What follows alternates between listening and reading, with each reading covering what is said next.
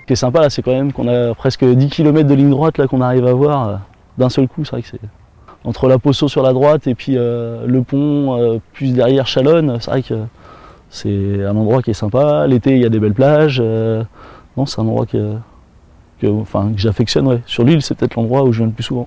Enfin, Béhuard, si on parle de Béhuard, pour les gens, Béhuard, c'est le côté bourg, quoi. Mais c'est peut-être aussi bien parce que nous, on a des castors, de l'autre côté, ils n'en ont pas, quoi. Un peu plus tranquille. Béhuard. À sa proue comme à sa poupe, l'île, c'est vrai, a l'air d'une sauvageonne. Des prés, des bois, jamais loin du fleuve. On vient ici pour marcher, pédaler, se détendre. Mais ce qui a fait la réputation de l'île se tient caché à son mi-temps.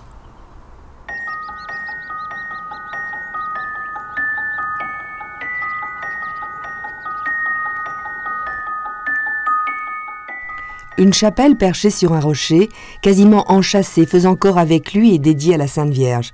C'est Louis XI qui a décidé de sa construction, mais longtemps avant déjà, c'était un lieu de culte.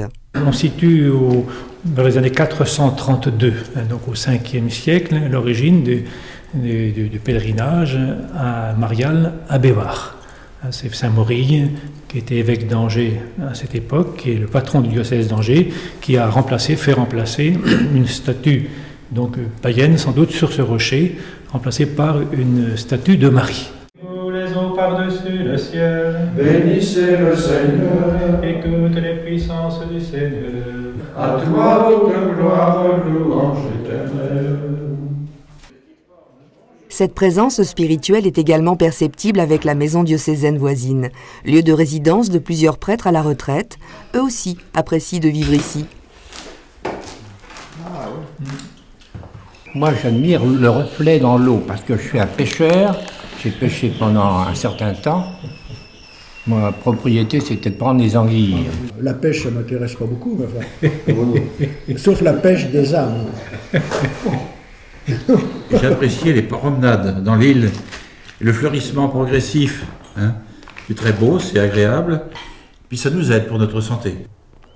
Hormis le 15 août et ses 3000 pèlerins, l'île est plutôt tranquille. Quant aux Béhuardais, ils revendiquent un sens aigu de la solidarité auquel la Loire n'est pas étrangère.